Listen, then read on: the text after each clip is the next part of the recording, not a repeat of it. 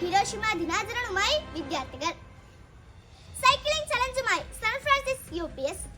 100ന്റെ നിറവിൽ സബ് കമ്മിറ്റികളുടെ സംയുക്ത യോഗം ചേർന്നു. പാദവാർഷിക പരീക്ഷയ്ക്ക് മുന്നോടിയായുള്ള മിഡ് ടേം പരീക്ഷകൾ അവസാനിച്ചു. വാർത്തകൾ വിശദമായി. ഓണത്തിനൊരുക്കമായുള്ള ചെണ്ടുമല്ലിത്തോട്ടം വളർച്ചയുടെ 2ാം ഘട്ടത്തിലേക്ക്.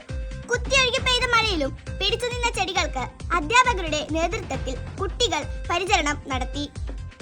വ്യത്യസ്തമായൊരു ചലഞ്ചുമായി എത്തിയിരിക്കുകയാണ് സാൻ ഫ്രാൻസിസ്.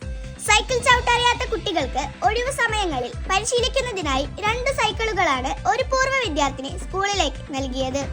സ്കൂളിന്റെ 100 കർമ്മ പദ്ധതികളുടെ ഭാഗമായുള്ള സൈക്കിൾ ചലഞ്ചിന്റെ ഉദ്ഘാടനം ബുധനാഴ്ച PTA president Sunil Vailathur, vice president Ramesh Chembi എന്നിവർ ചേർന്ന് നിർവഹിച്ചു. സൈക്കിൾ ചവിട്ടാൻ അറിയാത്ത കുട്ടികൾക്ക് രക്ഷിതാക്കളുടെ സമ്മതത്തോടെ സ്കൂളിൽ പരിശീലനം നൽകാൻ തയ്യാറാണെന്ന് HM TA ഫ്രാൻസിസ് അറിയിച്ചു. ഓഗസ്റ്റ് 6 ഹിരോഷിമ ദിനത്തോടനുബന്ധിച്ച് സഡാക്ക കൊക്കുകളെ നിർമ്മിച്ചും യുദ്ധവിരുദ്ധ പോസ്റ്ററുകൾ ഒരുക്കിയും വിദ്യാർത്ഥികൾ അസംബ്ലിയിൽ അണിനിരന്നു. സ്കൂളിന്റെ 100ാം വാർഷികത്തിന്റെ ഭാഗമായി ഉപസമിതികളുടെ സംയുക്ത യോഗം ഓഗസ്റ്റ് 7 ബുധനാഴ്ച 3:30 മുതൽ സ്കൂളിൽ നടന്നു.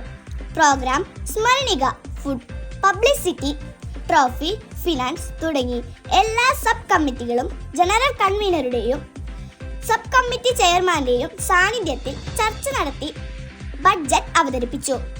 പാദവാർഷിക പരീക്ഷയ്ക്ക് മുന്നോടിയായുള്ള മിഡ് ടേം പരീക്ഷകൾ ജൂലൈ 22 ആരംഭിച്ചു, 30 അവസാനിച്ചു. ഇതിനോടനുബന്ധിച്ച് ക്ലാസ് PTA ഓഗസ്റ്റ് 16 നടക്കും. വാർത്തകൾ സമാപിച്ചു. നന്ദി, നമസ്കാരം.